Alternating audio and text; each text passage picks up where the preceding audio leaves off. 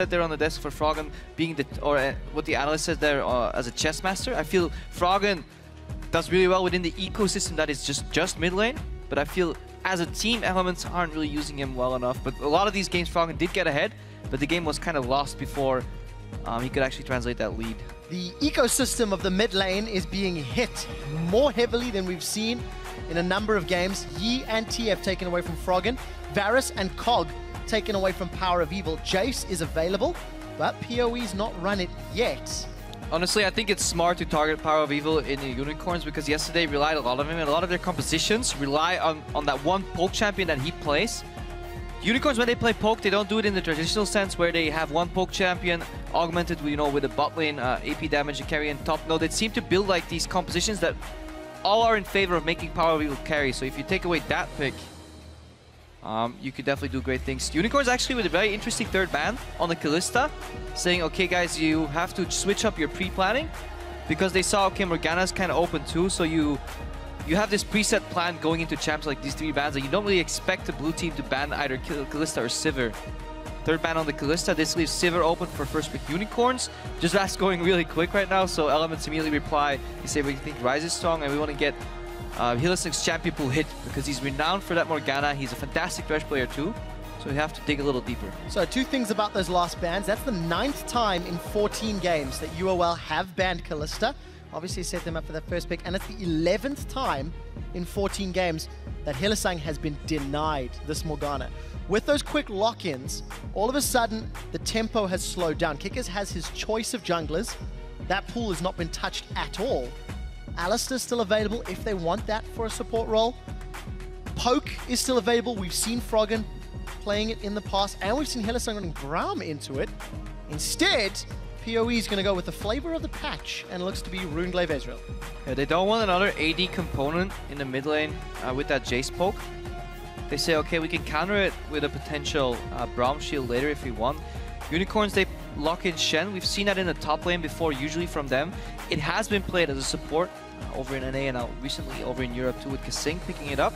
So that's a flex on the Shen. It's an Ezreal mid lane with the actual bringing the AP damage in. So now the damage is well balanced for the Unicorns. Elements, obviously, the third pick in line is Corki. We've talked about it so much, so we don't really have to explain that too much. It's likely that Tabs will pick it up right here.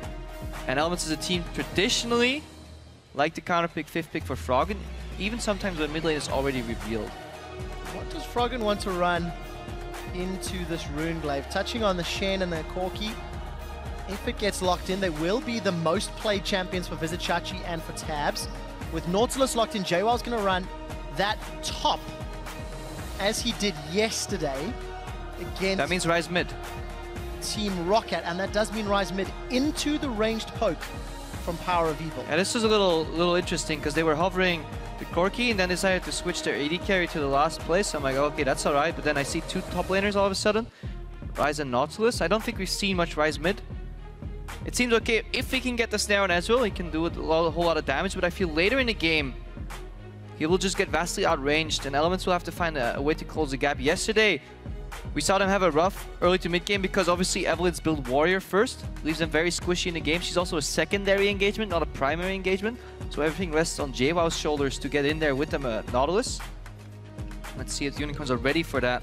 They're about to round out their composition here. Ooh. So, Elise is locked in with Alistar as well. So Unicorns of Love have highlighted their bottom lane, Sivir Alistar. We're expecting Shen to go top, and the return of the Spider Lady, Kikis, for his swan song. Going back to a champion that did receive some changes, a little bit of sustain. And the Rat as well. Rat. Galio, Elise, Twitch. Changing things up, let's see. It's very hard to spell shield and expunge, because obviously it's hard to tell when he's going to use that. That lane Twitch Thresh is really tricky to play against. It actually plays well into Alistar Sivir because Alistar is just too short range as a melee range, so that's fine for them. Unicorns going with that traditional approach to the game where they actually run a very tanky top laner, tanky split push. Tend to do that a lot. And then yeah, everything's going to rely around these double threat, right? You have the Ezreal and the Sivir. Should be enough damage in the late game should they get there. Should they get there? Yesterday, Unicorns of Love were able to get to the late game against Copenhagen Wolves. It'll be a whole different kettle of fish against Elements, who also needed the late game against Roccat to pick up a win. I mean, Elements do have a lot more damage than Unicorns in the late game. However, it'll all come down to how well Chachi can soak that up, and then how well those cocoons set up for multiple plays. Honestly, that will be key. Watching Kikis see if he can use that. I believe it was slightly reduced in width as a particle, and that was one of the many nerfs to Elise, which made her fall off the tier list in the jungle. She's brought back now. Wonder what build he's gonna run on it too. Well, I've got no idea. Gonna have to find out in-game. Of course, some of the changes, including the sustain, but I quite like the repel, giving additional damage and healing to Spider form. But do you really want to repel into a fight? I'm not quite sure. I certainly do, Crepo. Everybody jump on Twitter and let us know. Hashtag UOL win or hashtag EL win. Will it be the rat or the spider picking up their first win in summer? Elements or the Unicorns? We'll find out in 30 to 45 minutes. So while the yeah, exactly. While the Elise is peculiar, while the Ratatat is peculiar, what strikes me most is this Rise in the mid lane. And perhaps he can get it through the laning phase. Perhaps he deals a lot of damage, but I feel like he'll get outranged very, very significantly so by that Ezreal later in the game. Crepo, what I'm learning is we need to basically just keep an eye on these oddball picks. For Unicorns, they're breaking out Runeglaive as well as the jungle Elise. Now, yesterday we saw something from Elements that we've seen before, is their bot lane falling behind. Whether it's to match up and just poor level 1, not poor, but greedy level 1 strategy. And then they needed Dexter to fix that. He's the Band-Aid man. Everybody in Elements occasionally has a boo-boo, and then Dexter comes in, puts out the Band-Aid, and then they stay even in the game. But they rely so hard on him to do so. I would just like to see Elements actually go 50-50 and then allow Dexter to find openings to get them ahead, rather than to put them back in even spot. Hopefully this game might be different for Elements. Oh, they'll definitely be wanting to. Both teams with victories yesterday, both looking for a 2-0 with only 3 weeks worth of games left to play. It's so important.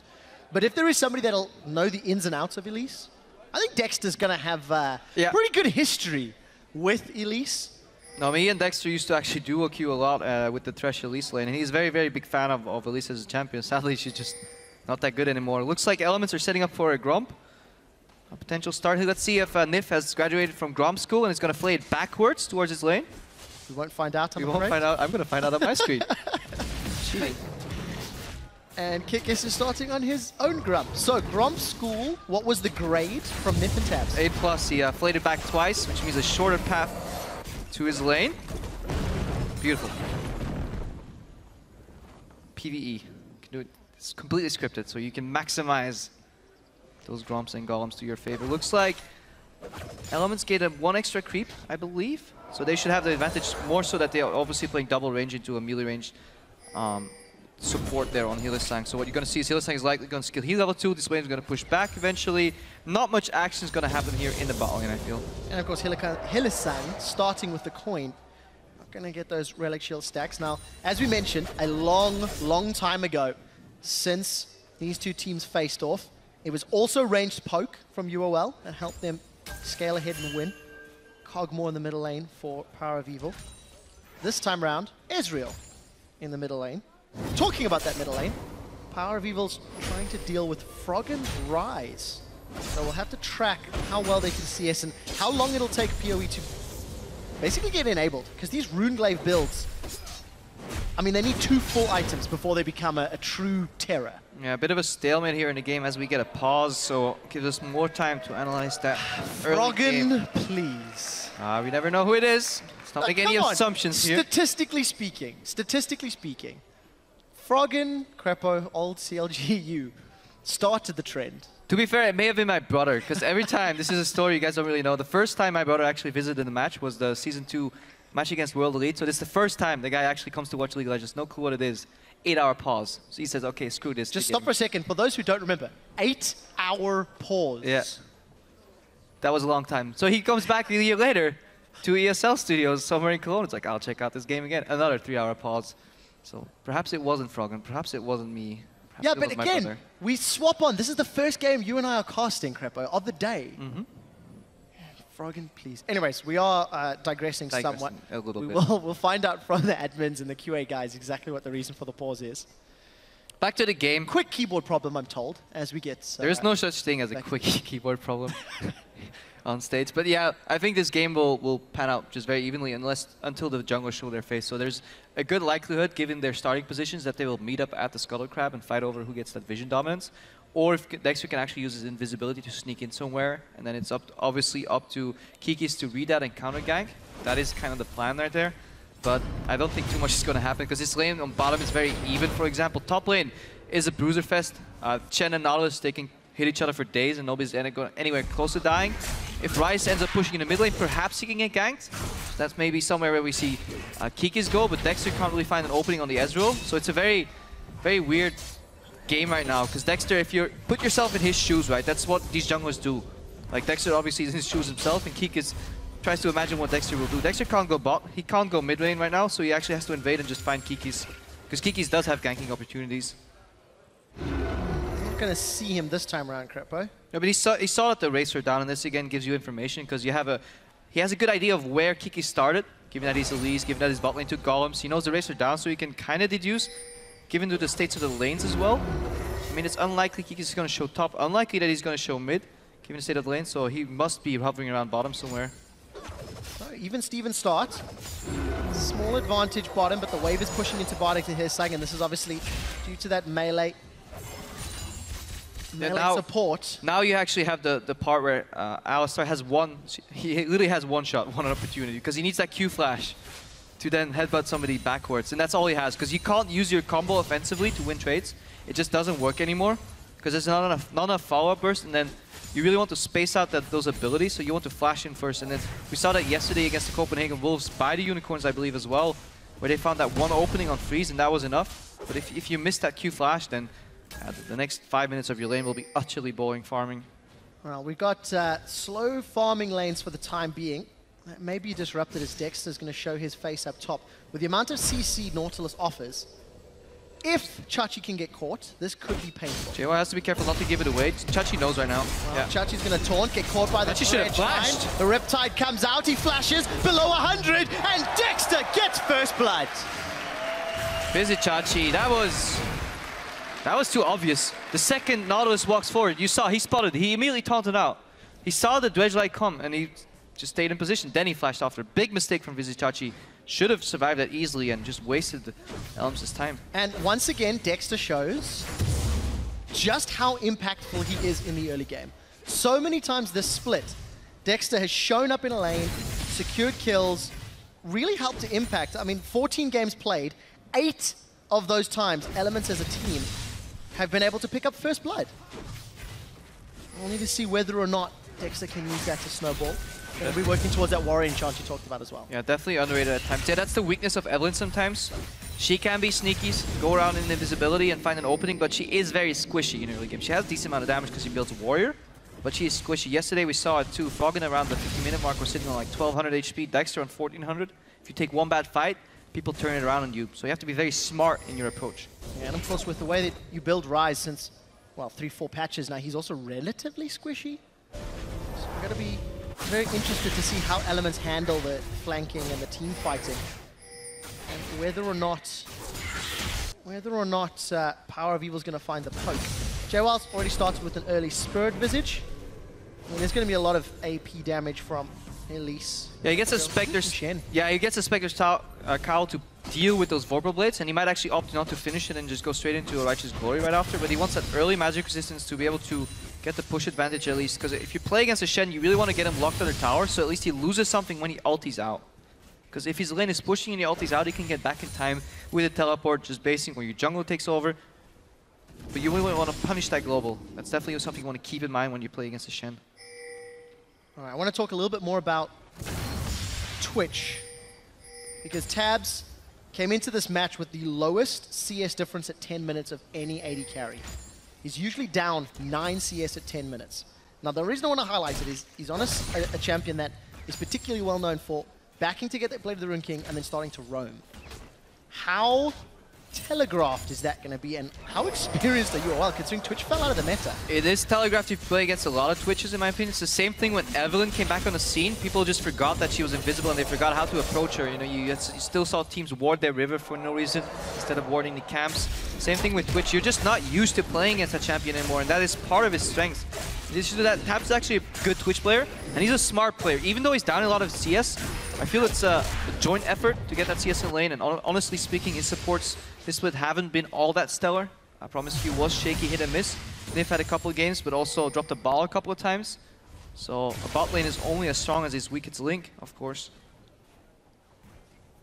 We'll see whether or not Tabs can make that work. Of course, the Twitch Evelyn flanks, when you combo that with CC from Nautilus and Ryze, they have the makings of a terror roaming squad once they get enabled. But take a look at the CS. Small advantage for Froggen, as we know that Ezreal takes a long time to power up. Small advantage for Chachi, actually, despite giving up a death. JWoww not farming as effectively, and Kikis is hanging out. Kikis hanging out, not necessarily for a gank. It may be a counter gank too, because we know Chachi doesn't have his flash anymore. We saw earlier JWoww trying to bait the aggression, and then Evelyn might be around. Kikis sitting here for the gank. Oh! Taunt goes wide, so that kind of backfires. Froggen's trying to solo blue buff reset, so he's low on mana. So Froggen losing some tempo here. It's gonna take a while. This is gonna be the most exciting blue buff kill ever. Froggen's autoing. He's autoing again. Niv! He's coming to help. Froggen continues to auto attack, and he gets it. Yes. Takes the safe route back. You clap for that blue buff. Respect for Froggen is not gonna pass by because they don't want to get sniped by a Pepinero right there. Wow, another dredge line connects. There's no flash for Chachi. Mines go out. The bigger mine follows, and Dexter will hate his spikes into Chachi's behind. Yeah, 2-0 for Dexter right now. Finds two openings. This is exactly why Kikis was posturing around that lane earlier, because he said maybe Dexter's gonna come back. Dexter with a different timing in mind finds another opening. Yet again, he's deciding the pace of the early game, and I really like the term that Sean's used on the desk. He is the metronome for elements. Sorry, Sean's, but I'm going to steal that from now on. I mean, borrow. Borrow, I prefer. I think it's a fantastic term, and honestly, there's a lot of truth to it. Seems to be a solid early game strategy for elements. I also like the idea of getting JWoww to be nice and tanky as the primary front line for elements and point and click engage with that ulti. Hylissang knows he's not spotted because he stood on it. They know he's there, they know he's there. They pinged him out. Saw him sneak in, so Hylissang's gonna... So here's my pink ward, guys. Take it! I'm not quite sure if you should really knock people into the pink ward. That's what Hylissang wants to do. He wants to get the deep vision out and try and spot Dexter on the camps. Kikis, he may find himself trapped here. Seems like Unicorns going in one by one into the jungle. Kikis may get punished for this. Look how effective. They know he's there. They know he's there. Unicorns are at responding. There's a flash available and a repel. So repel's been used. Cocoon connects. Froggen flashes. Dexter's on a killing spree. Oh, he wants to get back in time for his farm. Froggen says, okay, we have him 100% secured, but my farm is dying to my tower, guys. I have to teleport back. So he flashes in for the kill. But in the end, Dexter kind of still picked it up. So Froggen expends his flash. Arguable whether it's worth it or not. But yeah, 3-0 for elements in a very weird start, even though the gold is bang on even. Where's that coming from then? Tower is going to be helping out UOL. They just secured. And also Crepo, it seems like Froggen may have been scrimming Giants this week. Teleport in the mid lane, or Charu, depending on if we're going to go history again. 2 teleports for elements to push down these waves. Dexter with a fantastic early game. I like the teleport on the Ryze because you have to back a couple of times for these key items that you want to get early. You want to get the tier, you want to get the catalyst in place. And very often you get out-sustained or out-pushed and a little out-poked since you're a scaling mid laner. So in that regard, I can see the teleport because Ryze yields a lot of tempo in the game. And then other teams can capitalize on that by, roaming around about, getting towers, getting objectives. But elements are keeping this game even with the kills. Yet again, this is the story of Dexter right now because he finds these openings continuously, out-jungling Kikis right now, and this allows elements to scale up to that late game where they will have so much damage. Yeah, leading up to this point, Dexter's already dealt 1,400 damage to champions. Kikis has dealt 200. Admittedly, Dexter's got 3 kills, and Kikis has found a dragon. So you can see how the two styles are beginning to clash. Runeglaive Elise. Yep.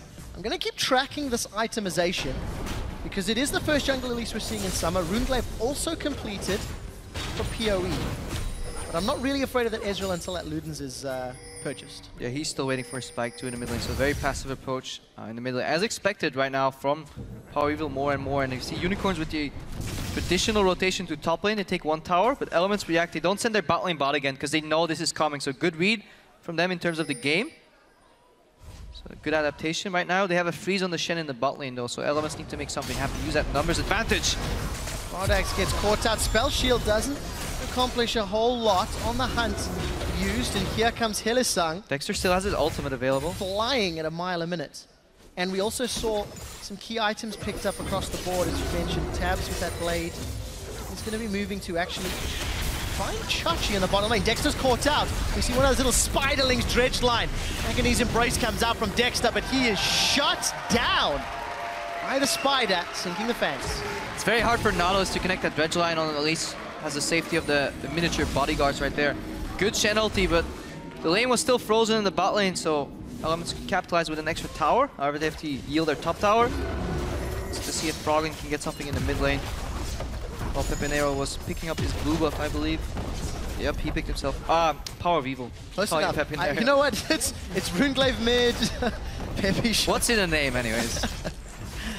Tabs is going to get the bottom tower. And we did see Unicorns getting their second tower. It's a small gold advantage to the Unicorns. They also have the first dragon. We did see Power of Evil defending the Sorry, Trev. This is the repeat of what happened yesterday for Elements. Dexter got ahead to a couple of kills. He was involved in 3, and then they overreached a little bit, and they got caught off guard. Luckily for them, it only cost them 1 kill right now, in addition to those 2 towers. Yesterday it was 3 kills in a tower where Rocket shifted the momentum, so... Dexter, he's now biding time. He wants to get tanky because he has the damage secured.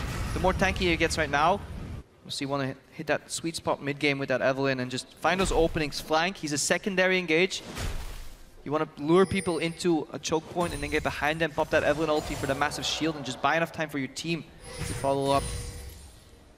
And Cherwell actually didn't go for that Righteous Glory first. In fact, finished off Banshee's Veil as his first item.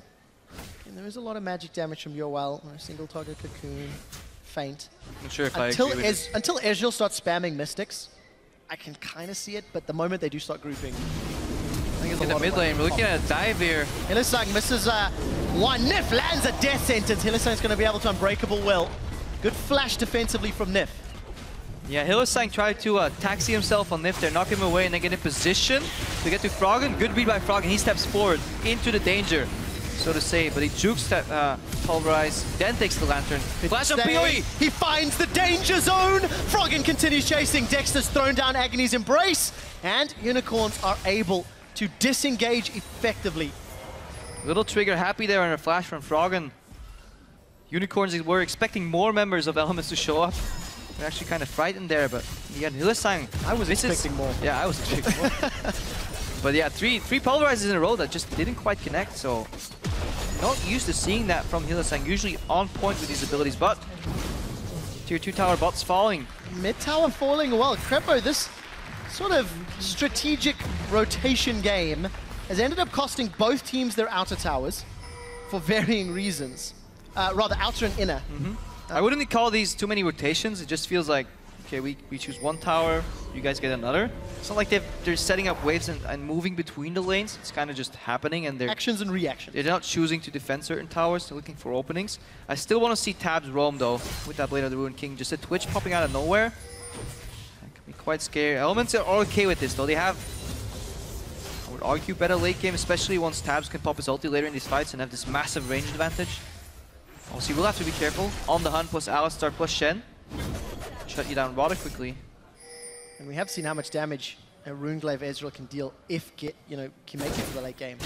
When Pepinero played it against Fnatic. Dexter gets caught by a cocoon, and that reduced cocoon timing means easy escape. Liking the Thresh on Nif. Couple of nice lanterns so far to catch these overextending Elements members back to their support. And this is usually the phase where the game goes a little stale, goes a little slower. Tier 1 towers have fallen. You actually need rotations right now to open up Tier 2 towers if you really want to. And these are teams that are traditionally fine with just farming it out too. Crepo, the one thing that Elements has done in the past, Well, we'll get to that. Look at the positioning from Dexter. Teleport comes out in the middle lane. That's going to be from Froggen coming up top. The box is down. Rat-a-tat-tat. Unicorns go splat. Power of Evil's retreating. Vardex is going to flash over the wall, and Chachi will at least get a reply kill. Top laner on top laner action. Dexter, Froggen, Nif, they will find Chachi in a 2-for-1. And good fight by Dexter there, and he managed to survive long enough. He did exactly what he needed to do. Draw aggro, survive, use that shield. Keep members busy hitting him, then flash out immediately. Don't give the kill over. Tabs with good damage, Froggen untouched, so they force Unicorn's carries to flash out defensively here. Or dash out. PoE and Vardex both had to split, and that left Chachi alone and exposed. So good opening by Elements. They punished the tier 1 tower push in the mid lane. Yourself take one more dragon here. Dragon goes down. True shot barrage just to help a little. Despite full vision from the ward. Evens out the dragons 1-to-1. So there's just keep your eyes on Dexter right here. See how many people he actually connects with the ulti. It's out. Doesn't actually use his ulti, it seems. There he goes. He goes back in again for the return. But yeah, he buys some time. He wants people to chase him. Flashes out. Survives long enough. Good positioning from him here. For some defensive uses of the carries. Nobody wants to get group ultied by the Evelyn. That's why people jump out. They get afraid. They didn't expect him. So we'll need to see the Unicorns place more pink wards. Because you can't afford to be surprised on your flanks when you're pushing and when you're sieging. That's simply, it's too easy to let that happen. Just ward your sides, double pink ward on each side so you know where Evelyn's not coming from. And then you can at least expect if she's way behind you or way in front of you, and then it makes the game a lot easier. 4 out of the 5 Unicorns have pink wards in their inventories. We need to keep track of how many times they can continue to do that. Definitely so. And the one thing though that worries me for Elements' sake is their siege. Twitch is one of the lowest range AD carries base. Of course, he can pop his ultimate to get the tower down, and that's what we see often when teams with Twitch get a lead, but not big enough to just dive to win a fight. So they just pop the ulti on a tower, just take it down, and then reset the fight. So to see if Elements actually learn how to close, because traditionally speaking, that has been an issue of them. The Unicorns, they're playing actually what I would consider their de facto, a scaling poke mid. Look at this, Elements pushing out the top wave. They're grouping as 5 with poor siege.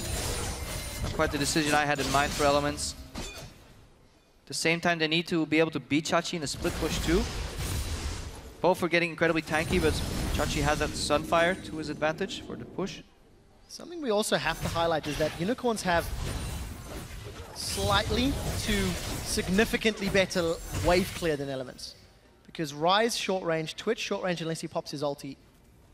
Even Nautilus, despite having some AoE, it's risky wave clear. Oh, yeah, definitely so, definitely so. Elements have lack of wave clear, so they're bad against siege in that regard. However, they have good fight. You know, if people siege on Elements, they just want to immediately fight. They want to send in the Nautilus ulti, they want to get Dexter flanking, flash snare, ulti from Tabs. It's fine if people siege into you when you're playing Twitch, because then you can line them up and shoot them down. But sieging yourself, you don't have the cooldowns to do that.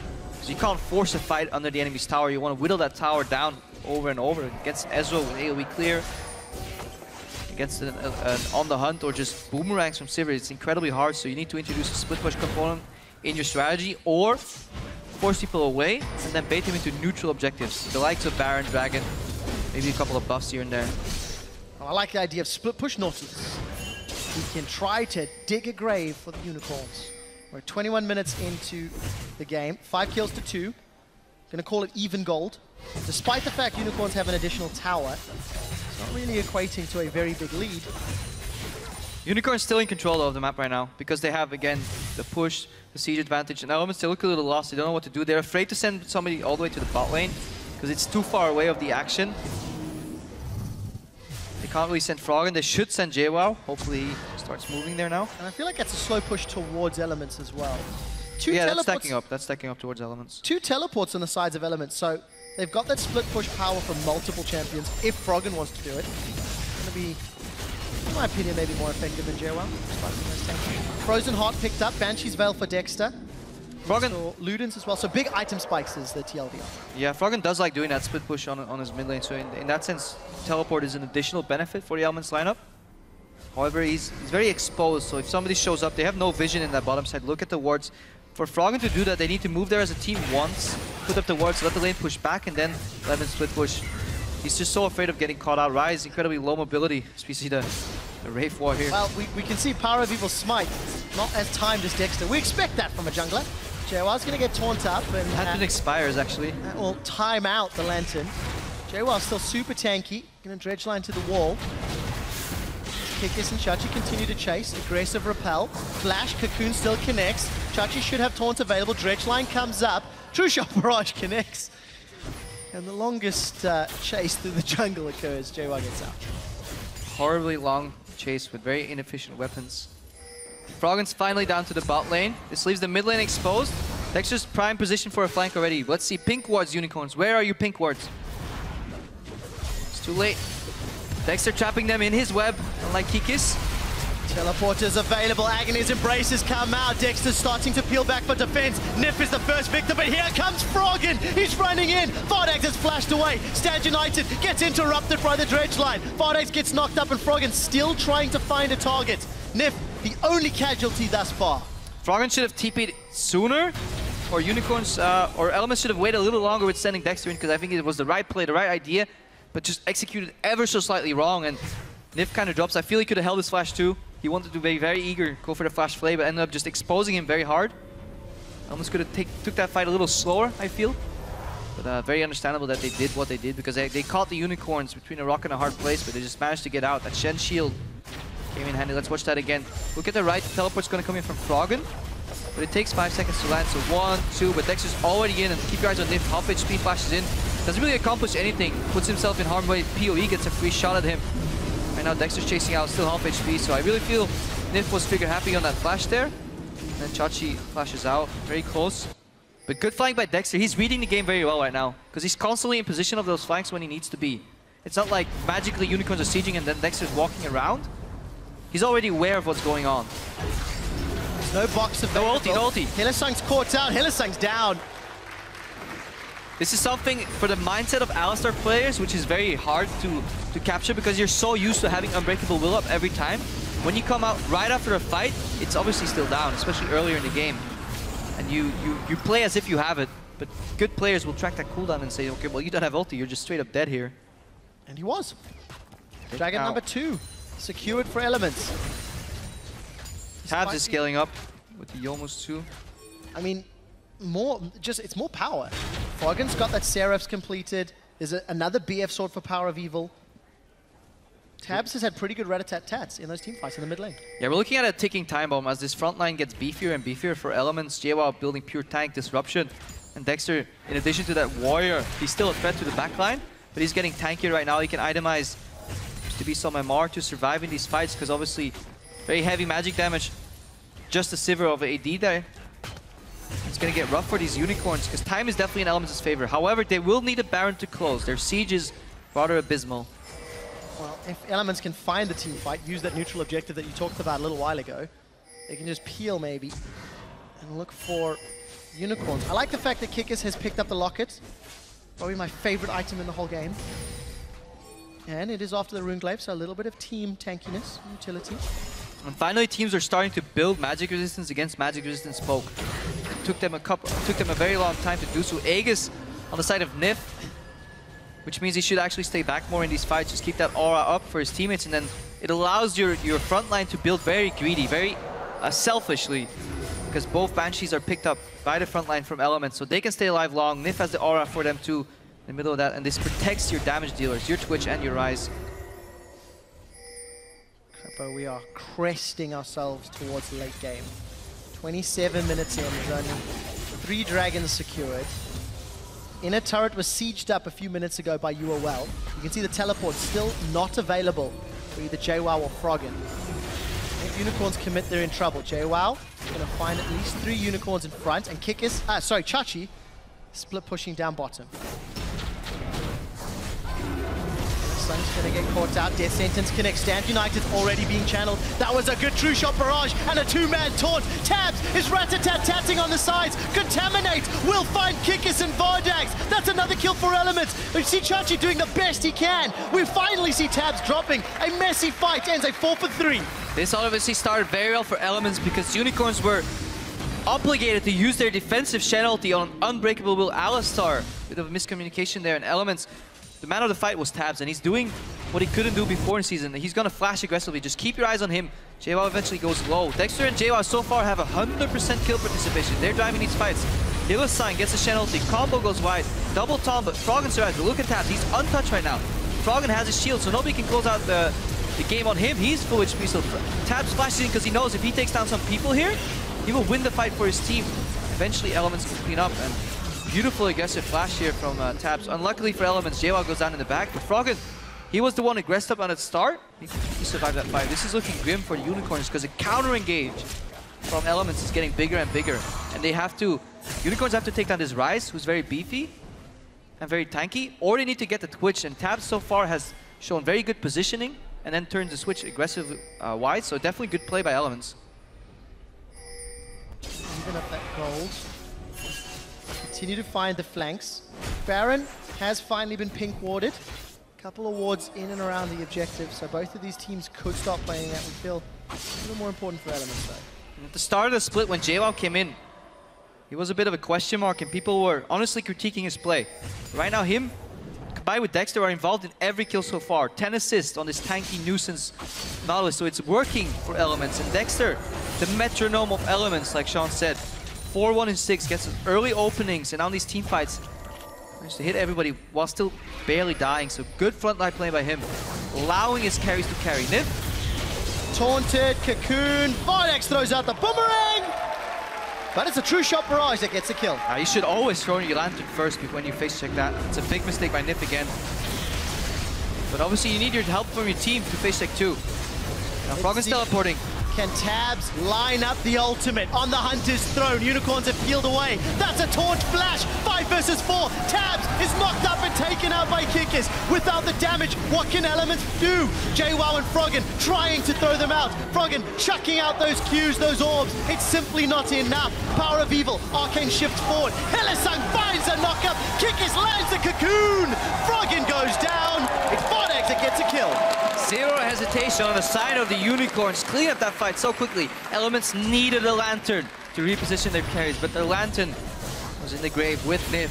Good ulti from JWoww though. Depth charge knocked up 3 people. Ball enough time. I felt like Elements could win this. As we see Dexter playing solid Snake right here. Gonna watch this for a while. Baron, 3,000, 2,000. Will it be spiked? Unicorns have multiple smites. Dexter's going in. Teleport's coming in as well. Vardex is focused down. Baron's going low. JWoww wants to disrupt. Power of Evil will secure with the Runeglaive Ezreal. Now JWoww and Nif are in trouble. They found Vardex before losing Nif again.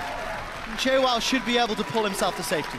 Yeah, this all goes back to Froggen being on the bot lane and Elements losing vision control around Baron. Their lineup just isn't built for face checking, it's for setting up these fights. We can watch it again what happens right now, but this is already the culmination of poor play. They should never get into this position where they have to face check 4 against 5. They find Tabs, the one target they need to find. Combo after the taunt, and Tabs' flash was still down from that previous fight. So Elements, they need to know that they can't play like this. You can't play against a Sivir composition with your mid laner on the bot lane because you need to move around as a pack to maintain that vision until your AD carry gets flash up. And Hylissang with the flash combo. Honestly, pretty hard to do. If you screw it up, you look absolutely stupid. Yeah, good play. Unicorns tie up the game. 5,000 gold in the lead right now. Poor map play from Elements got them into the position. And no amount of outplays will save you because Tabs, it's so hard to dodge that hard engage with Sivir ulti. Elements did get Dragon while we were watching the replay. Small consolation prize.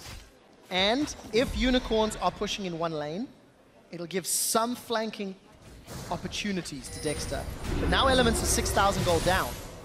And Elements have to deal with a very scary Ezreal, as well as this Sivir that now has Phantom Dancer, Last Whisper, and IH. Again, a lot of damage to deal with. Is Elements out of position? In trouble. Take a look in the jungle. We may see another fight happening. Overload's coming out for Froggen. 4 members of Elements stacked high. They're waiting for Dexter to come in for the re-engage. Contaminate's available. We'll need to see if Tabs can get the connection. Dredgeline finds Chachi. We do see a taunt coming back as the kill is secured by Power of Evil. A multi-man knockup before Hylissang gets killed. Elements find themselves a 3-for-1. Pretty comical fight overall. We saw Dexter approach the Brumbleback pit. Wait, Tabs? It's not over yet. Power of Evil's going in. Power of Evil's going to kill Tabs. Unicorns kept tabs on tabs and found him even though it was invisible. But Dexter walked into that pit thinking he had flashed and had to walk all the way around. Then the Unicorns get baited in by their own aggression, really. They got that combo. Let's watch that again here. How it all started. Froggen flashed there aggressively. Oh, PoE flashes just in time. Gets saved actually, put back in good position here. So good start from Elements overall. Hook kind of goes wide from Nif. Good depth stars again. Now they're on the run. So eventually, look at Dexter, he's in the pit, and he realizes, I don't have flash this path all the way around. Kashi gets pulled in. Taunts, good taunt, but this is where the Unicorns just have to disengage. Twitch is still full HP. Even if you man a 3-man combo, yes, you have that proc from the Lunas, but it's not enough. You need your front line alive for this. And a little bit of greed here. Let's see if it's a reaction or prediction. Into the pink ward. Yeah, it's the pink ward. So, you asked where the pink wards were. That's where they were. Found one. Got him, boys. But yeah, good fight by Elements right there. I feel can critique a couple of hooks from Myth, but other than that, good aggression and good pacing and good peeling from JWoww. Overall, he's doing his job on this top lane Nautilus. It's very hard to get through him because you can't really ignore him because he puts himself in the middle of your team, presses Riptide, depth charge. You're going for a pick. Dexter's in trouble. Take a look at the mini-map. You can see the pink wards littered on the top half. They're learning. The Unicorns are adapting to the game right now. They figure out what's going on. They said, okay, Dexter, fool me once, twice, or thrice, but eventually we will catch on that you're playing flanking champion on Evelynn. Now they can use their superior siege to combat the very poor wave clear. Elements stuck. The rock in the hard place is now caught. Elements, they will wave clear. Not before losing 50% of the tower. Hylissang gets caught and decent damage from Froggen. This is not the first time. This is not the first time Elements is playing a composition with very low wave clear. It comes to bite them in the ass. Hook City, nothing connects. It's 35 minutes on the hunt as well as the coin. JWoww is already down. There's minions on the inhibitor turret down bottom, and Tabs is looking to get through the gate. Kickers gets hooked. Snipe! Mystic shot, snipes Tabs down. True shot barrage flies across the Elements roster, and Unicorns of Love look for one more. A little bit of a whoopsie from Hylissang, but they get the tower, they get the inhibitor, and they can go bottom for more. Little bit of oopsie, yeah. Hook City, population 0, sadly enough for Elements. And yeah, they're playing double flank, but Hylissang is very aware of his surroundings. Every time somebody pops up in his shadows, whether it's Evelynn or Twitch, he seems to be ready for it. Either he knocks them back, or he combos the pulverized knockup with the headbutt. He fails once after flash, but I said this before, it's very tricky to do that. Especially because, at least if you fail, you knock him away. But PoE, a bout with Froggen. That was, well, teleport, I guess. Half the cooldown. Yeah, but Froggen used his too. And even if he got that kill, they couldn't really tie it into an objective. I feel it's very greedy to go for that kill when Dragon is 130 away, Baron is 140 away. It's a bit of a waste. Because now, Froggen is no longer a resource available for split push. Because he has to stay with the team, because he simply can't path back in place, in time. For 35 minutes, Unicorns of Love have cracked open Elements base. 10,000 gold in the advantage. They're still down on Dragons, but that does not matter. And you can push an exposed inhibitor down bottom as well, and just try to time it with those supers up top. The only thing is, all of the vision is invested in the top half of the map, so a little bit of planning, a little bit of wards need to get put down to make sure Unicorns don't get caught out from behind. The key things to watch for this matchup right now is Dexter, and if he's spotted somewhere, and then the flashes from Froggen and Tabs. To see if they can find one of those carries. Remember, Unicorns are only playing double threat. At least he's built tank. After that, wave. Dexter, he just wants to path himself into a position where Unicorns don't expect him. Here we go. So we see the big mine coming out. It's following Power of Evil. True Shot Barrage connects with 2, but Froggen is still push there. mid, rotate. Vardex has been able to peel back with Elements. Gonna decide to recall. Don't want to get themselves in a base race scenario with supers on their Nexus turret up top shortly. I feel if Elements didn't go for the engage and sent one mid, they could have just out-rotated the Unicorns completely. But because his top tower is down, obviously, Unicorn's gonna react and push down an inhibitor. Look at the top wave as well, massive. Forward flashes. Flash forward, the taunt does not connect. Dexter is just going for the full frontal. Tabs has been dropped. His flank simply failed. Stand United onto Kikis. Let's see if Chachi can find a secondary taunt. That's it, taunt into Flash, onto Froggen. Hylissang knocks up 2. Dexter's dropped as the follow-up. Unicorns of Love continue to push down this fight. Vodex is peeled away. Another taunt from Chachi. This fight is going on forever. Unicorns have secured a Nexus turret with the help of their Winions, and the Unicorns will be looking to take the game from Elements.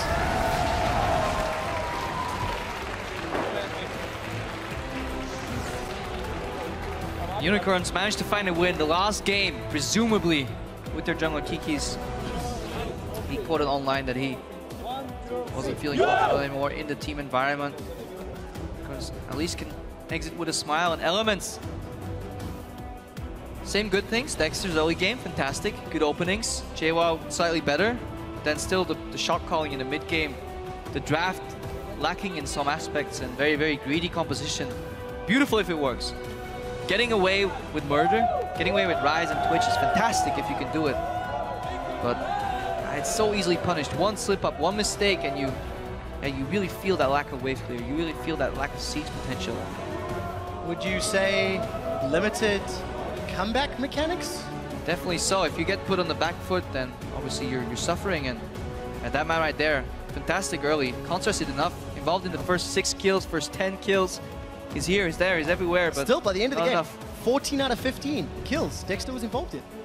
But a backpack can only get so big. Unfortunately for Elements, they lose another game. So Elements are now 5 wins and 9 losses. In contrast, Unicorns of Love, 7 and 7. We keep talking about how Unicorns finished the spring split. 9 and 9. 9 and 9. And another win for Sivir, most importantly. This champion should, yeah, not get through the Where's draft. that sentence going? Well, Unicorns telegraph it to a team that traditionally bans Kalista so often, as you said. Bans it on 3rd pick, and then, yeah, do you really want to ban that Morgana from him?